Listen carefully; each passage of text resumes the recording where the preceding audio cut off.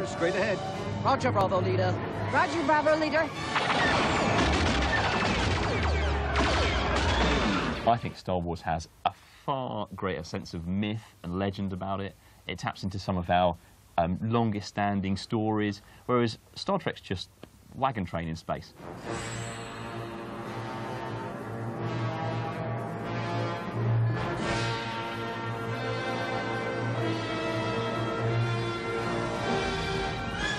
This is Starfleet Operations. Enterprise is clear for departure. Admiral on the bridge. Pre-stage flux chiller port. On. Pre-stage flux chiller starboard. On. Main stage flux chiller port. Oh no, that's an old argument, that one. Star Trek redefined science fiction on television, and it went onto the big screen and was phenomenal. Without Star Wars, you wouldn't have had Star Trek: The Emotionless Picture, or Star Trek: The Wrath of Khan. I reckon you can take it back one stage and go, without Star Trek, you wouldn't have Star Wars. Your sad devotion to that ancient religion has not helped you conjure up the stolen data tapes, or given you clairvoyance enough to find the rebels' hidden fort.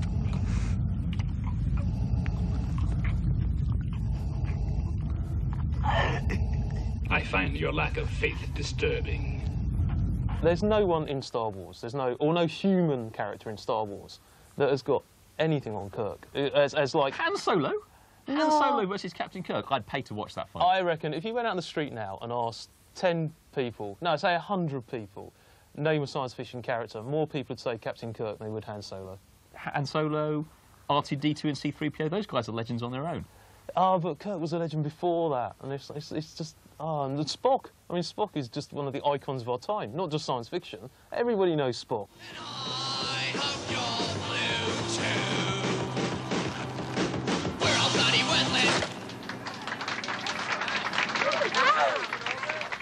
There are kids that love Jar Jar Binks for all the crazy CG noise.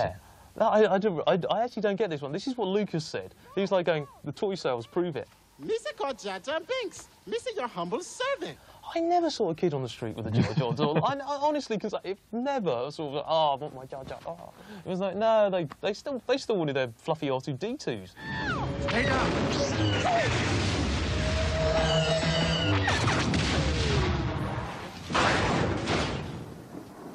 You saved my again. What's this? A local. I think R2-D2 is the real hero of Star Wars. All the way through, all 6 films, that's one droid who knows exactly what his mission is and what he's got to do, and always manages to pull a victory, even in the face of overwhelming odds. Especially when he remembers in the earlier films that he can fly, which he conveniently forgets in the later films, when it would have been really handy, you know. Data and C-3PO. My money's on Data, on anything. In the event of a water landing, I have been designed to serve as a flotation device. On just having a fight, getting a woman, getting a man, in C-3PO's case. Having any kind of philosophical conversation. Yeah. I mean, C-3PO, the campest robot ever. I mean, was he actually told to be camp? No, I don't like you either. When they got to the final film, Nemesis, didn't they just forget that Data had siblings and was created by, yes. You know, and there was law and all that, and they discovered the B4 version of Data, as if it's the first one they've ever encountered.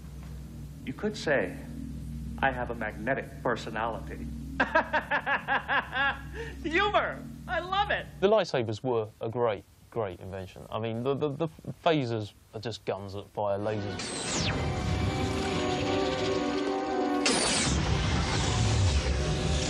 I mean, lightsabers are very good. You know, I'll admit that. I think they're a great gimmick.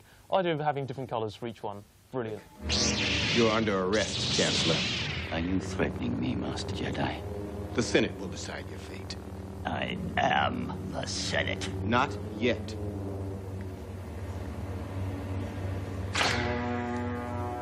It's treason, then.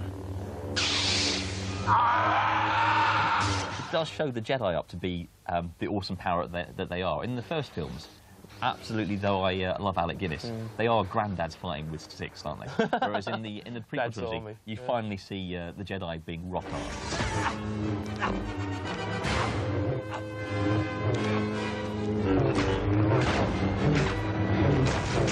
But well you have, my old Padawan.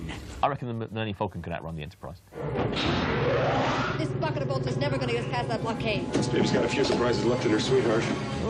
Possibly, but what can it actually do against the Enterprise? I mean, it could, like, fly around it a bit. I don't know. It's just, like, you know, photon torpedo versus some bloke in a kind of shaky little seat going... Oh, those are brilliant ACAT guns, though, aren't they?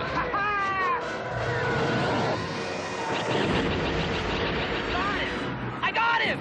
Great kid! Don't get cocky! The Enterprise versus a Star Destroyer. Look at it this way. The Enterprise has got kids on board nowadays. Surely the Enterprise is just a huge luxury liner going through space with scientists and children on it. Star Destroyers are just really utilitarian wedges in space built for war. Brilliant.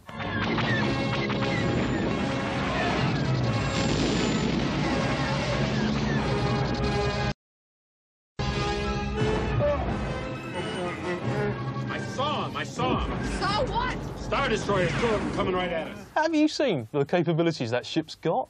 Hang on, OK, it's got kids on board, therefore it needs really good weapons, and it's got really good weapons. And the one that goes over the saucer is superb. Fire.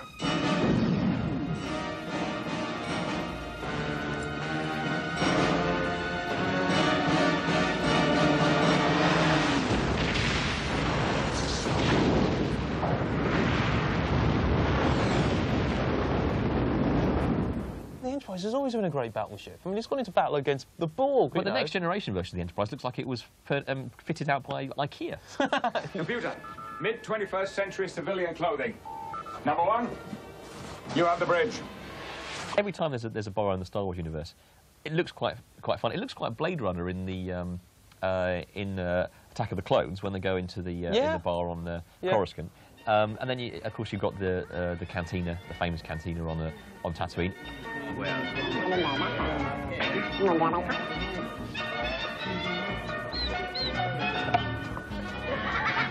I would go to any bar in the Star Wars universe and have a great time, and I would go to any bar in the Star Trek universe for a meeting. I know. It's like, this isn't even alcohol.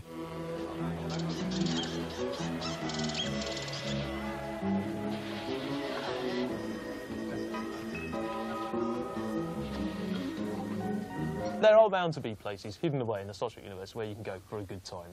Unfortunately, nothing to do with Starfleet. I reckon a Wookiee could have a Klingon in a fight. Ah, no way. No. Wookiee will pull an arm out of your arm out of your socket.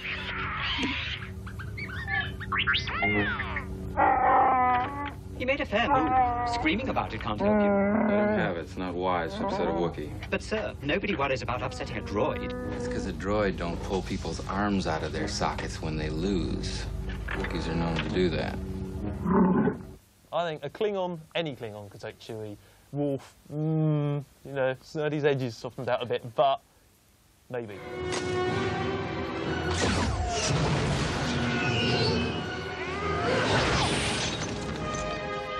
Definitely feeling aggressive tendencies, sir. Death Star versus a Borg cube.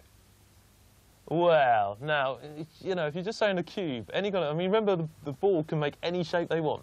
Cubes, spheres, triangles, pyramids. Building your own planet, how doesn't that demonstrate the power of the Empire, being able to build something that big? Look at the size of that thing. I think a cube looks more threatening. I think the cube, just as it appears, there's something wrong.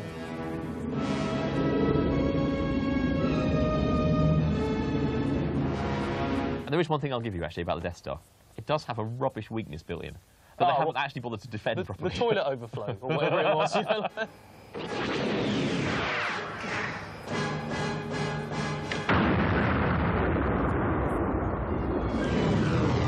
It's still cooler to be a Star Wars fan than a Star Trek fan, isn't it? No, you got me there.